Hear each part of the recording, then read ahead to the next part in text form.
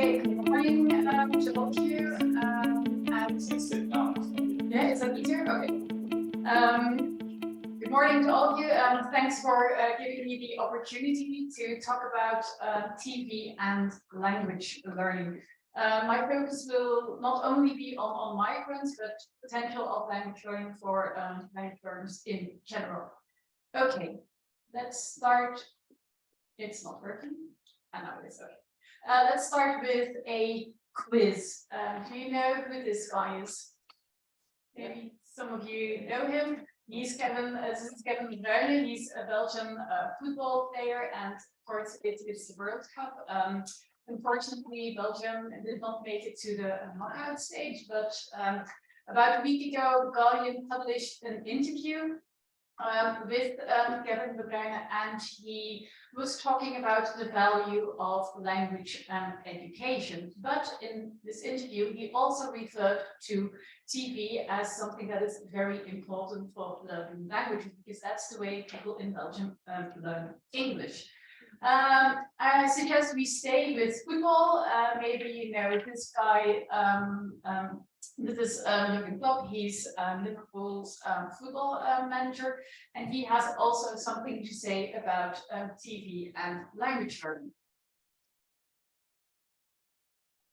The way that you learned how to speak English, or conversational English, was Friends, watching Friends. Yeah, because it's easy to understand. It's just you try to watch. You have different levels when you learn a foreign language, obviously. So in the first moment, I understand people that speak to me as a foreigner.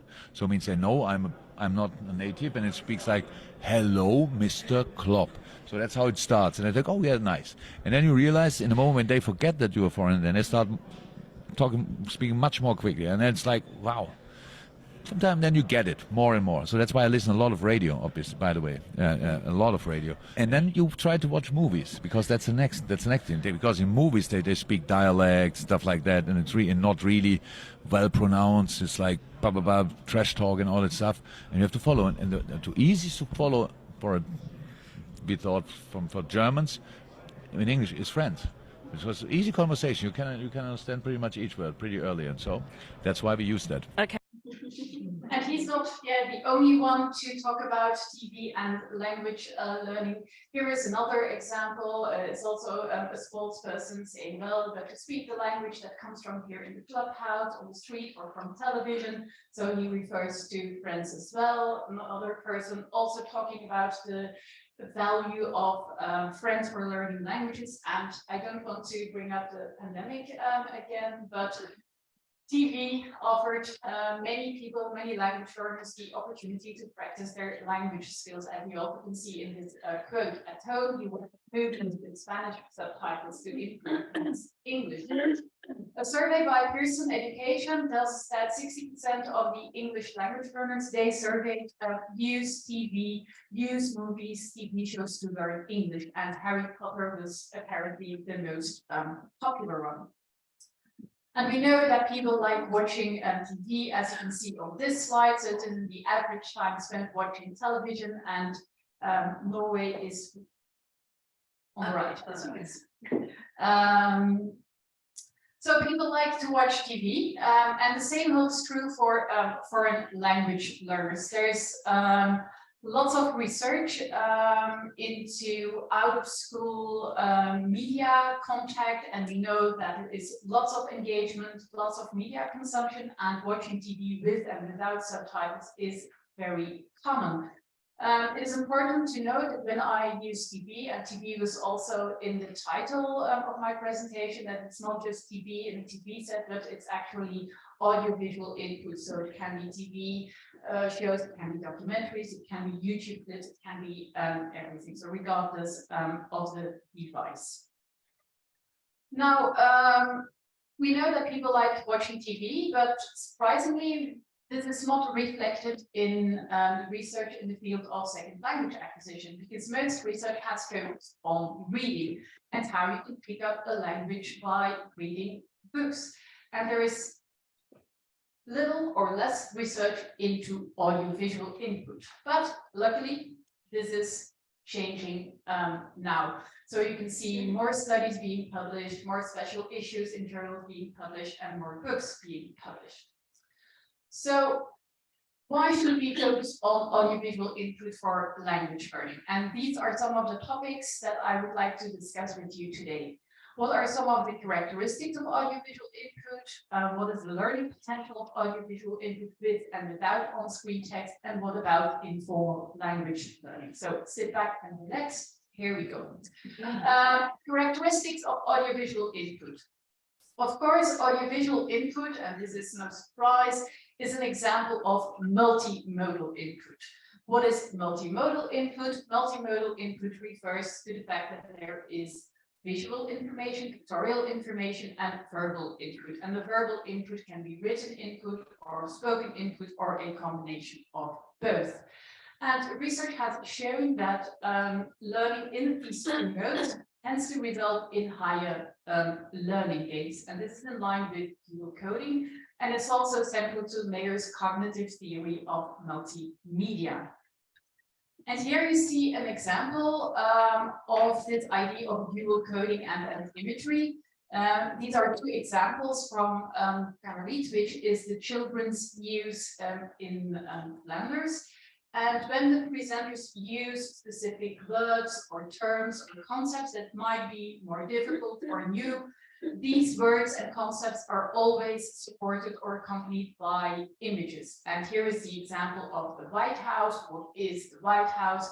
You see the picture of the White House, and then they talk about characteristics of the White House. There are 6 floors. There are 35 toilets in the White House and 132 rooms. And each time that the word is used, or when they talk about facilities like a swimming pool or you play basketball, the image is shown as well. So this is a nice example of the way multimodal input works. You have imagery, visual support, and you have verbal input.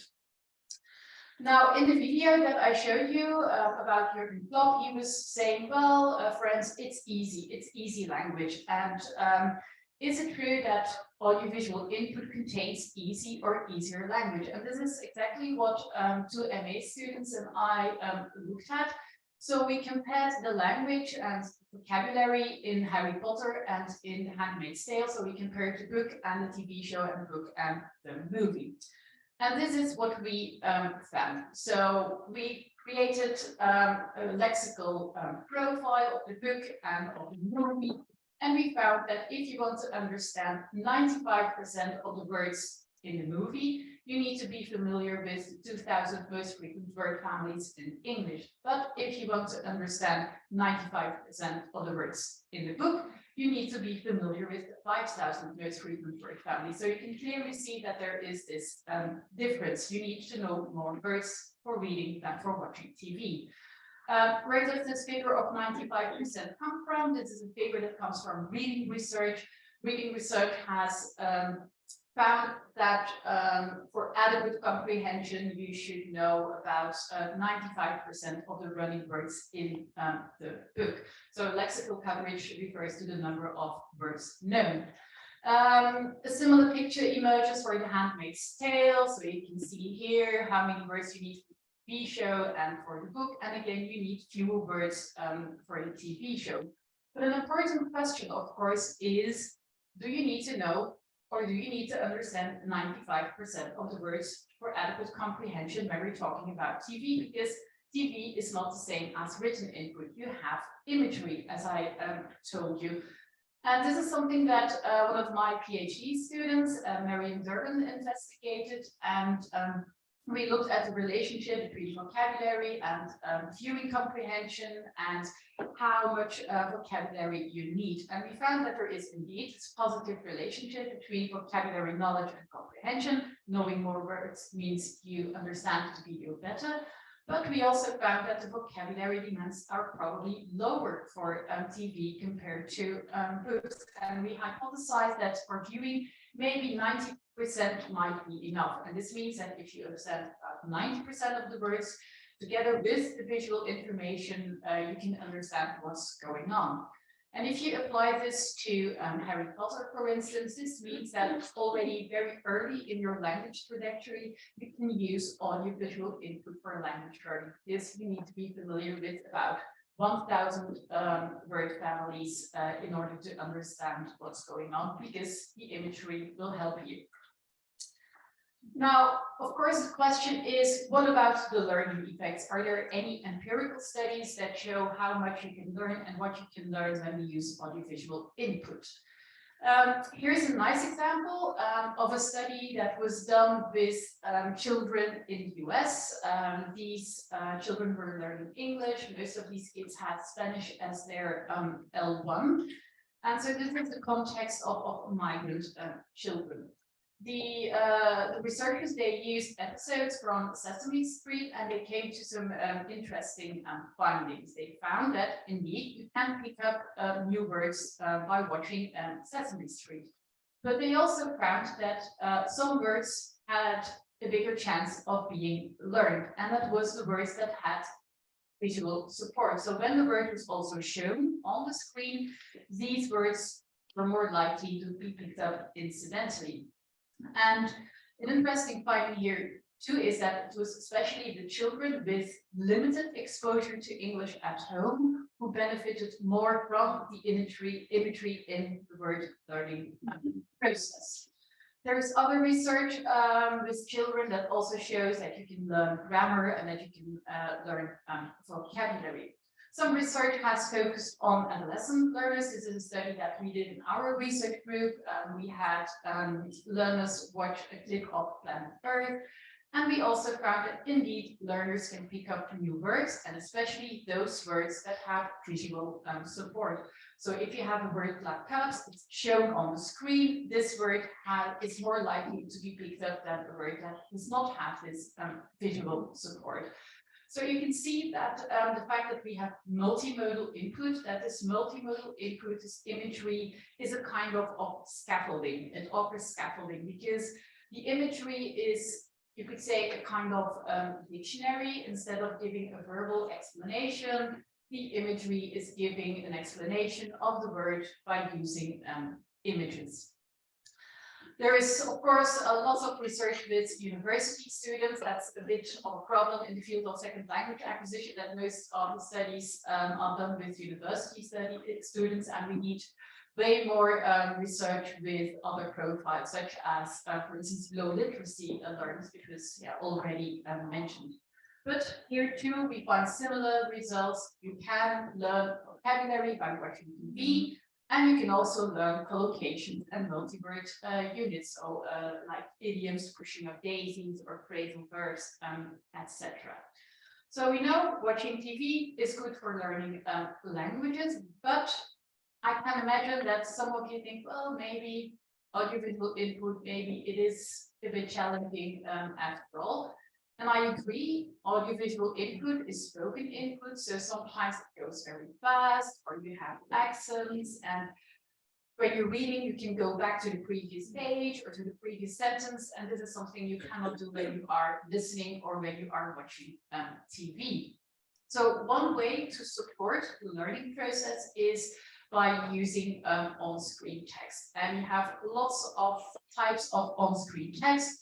You have L1 subtitles or translated subtitles. There are also captions. Captions are subtitles in the same language or intralinguistic subtitles. You can also enhance certain words or multi-word units in the captions. You have glossed captions. You can click on a word and then the definition appears, as you could see in previous presentations. And when you combine captions and L1 subtitles, you get bilingual subtitles. About subtitling, about a decade ago, this survey about subtitling and dubbing was published, and you can see the subtitling countries in yellow and the dubbing countries in red and in green. And the study found that indeed the use of L1 subtitles is very useful and helpful for learning languages. This report also concluded that captions can make it easier for migrants to learn the language of their host country. What does the empirical research say? Well, about L1 subtitles. One of the earliest studies was studied at the end of the 1990s, a study by Potte and Beentjes. And they had children watch a TV program with and without L1 subtitles, and they found that kids who watched the TV program with L1 subtitles, they learned more words. L1 subtitles have also been found to be beneficial for listening skills or comprehension, so it improves your comprehension. And research seems to suggest that L1 subtitles are particularly beneficial for low proficiency language learners and for beginner language learners. Then what about captions? So captions are intralinguistic subtitles, so in the same language. What can you learn when you watch TV with captions? Well, you can improve your listening skills. So there is a meta-analysis that showed that indeed captions improve your comprehension and your listening skills. After the publication of this meta-analysis, there were more studies focusing on comprehension. Some of the studies also focused on grammar, so captions can also benefit the learning of specific grammatical structures, and captions are also useful for vocabulary, as single words, but also for multi-word units, so locations, idioms, etc. And there's one study that I would like to discuss in a bit more detail with you, and it is a study that we did in which we focused on the use of captions, and we had two types of captions: normal captions and textually enhanced captions. Why? Because in this study, our focus was on learning multi-word units, items such as to tell up, pushing up daisies, and foul language. We know from research that collocations and these multi-word units, that they tend to be difficult, that this is challenging for language learners, because sometimes they're not transparent or they're not salient. And one way to draw learners' attention to these items is by highlighting these words and using underlining or bolding or whatever. So this is what we want to investigate. Is this helpful? Yes or no? Highlighting some of these words, and so what about the learning gains? But we also wanted to find out does this have an effect on the way language learners process captions, so their reading behavior, and we used eye tracking to investigate that. So I'm going to do fast. So this is an example of a caption with enhancement.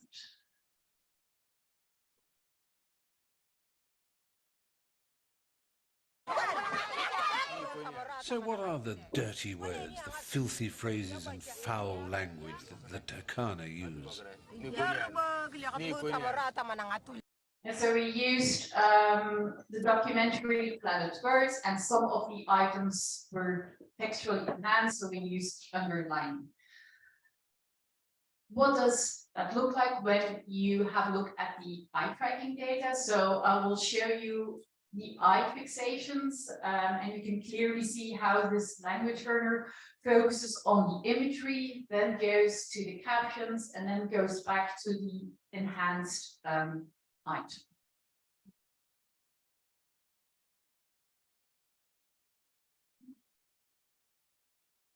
So you can follow the green spot.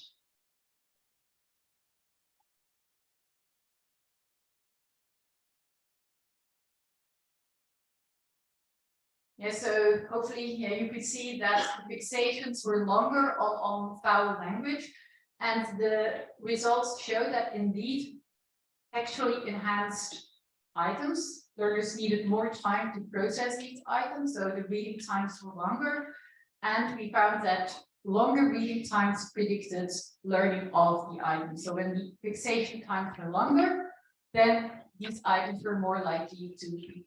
So you can clearly see how learners deal with, how learners process language when they watch TV, and how they process the imagery too.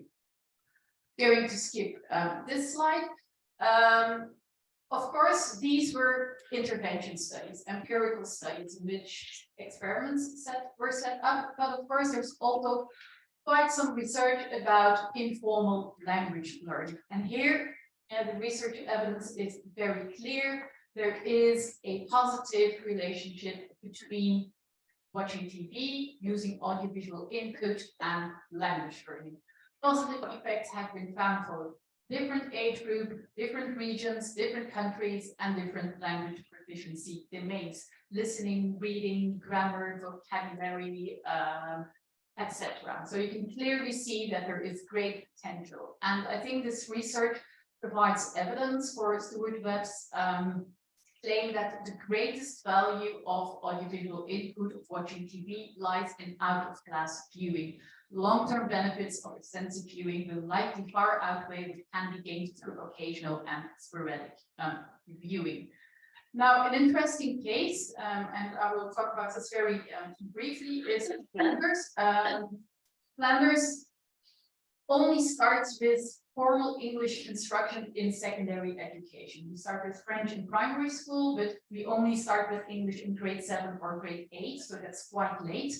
So we also know that these learners have lots of English language contact. They watch TV, they play games. And so we thought it was interesting to have a look at the English vocabulary knowledge of kids in primary schools, just to see how much language they can pick up incidentally when they engage very often with media. And this is what we did. We used an English test, we used a Dutch test, and we used a questionnaire to ask these learners, how often do you watch TV? Do you do this with and without subtitles, etc. So what did we find? Don't forget, these learners had never had any English lesson in their life, so their only exposure to English was outside of school, watching TV and playing games. On average, these learners could understand the meaning of about 3,000 words when they were in grade 6 without ever having had any English lesson.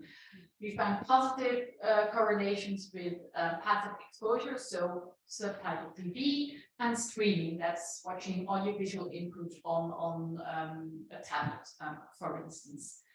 We found similar results when we used a translation test, and here too we found a positive relationship with stream. So you can clearly see that there is this potential of audiovisual input for language learning.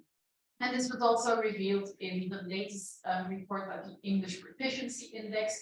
You can clearly see countries that have very high scores. You have Norway, you have Sweden, you have Finland, Denmark, very high scores.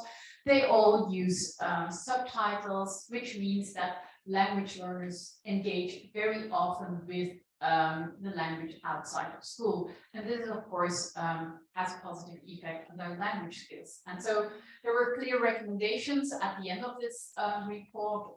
Use subtitles, make sure that your learners engage with the language outside of school, and watch TV and read and listen. But clearly, using TV is also recommended. That brings me to the end of my talk. Audiovisual input is a valuable source because it is authentic input, it's spoken input. We know that audiovisual input is beneficial because it is multimodal. It's a combination of verbal input and imagery, which makes it a good source for language learning. Learners also benefit from on-screen text, L1 subtitles, and captions. Audiovisual input is interesting because it is a bit easier compared to reading books. And finally, we should not forget that language learners really enjoy watching TV, and they find audiovisual input and watching TV very motivating to learn languages in that way. Thank you. I'd be happy to answer any of your questions, and also during your lunch break if you are time.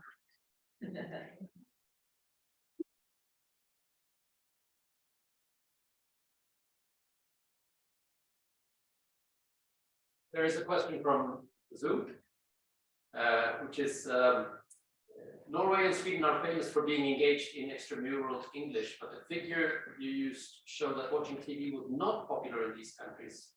Was that correct, and how would you comment? I would not say it's not popular. It was less popular than in some other countries. It's still popular because I can go back to the slide, but there's still quite a lot of engaging with audiovisual input. And Pia Sundqvist and I were currently collecting data about extramural English, and there is lots of engagement with English, nevertheless. Yes. I was wondering about the learning results.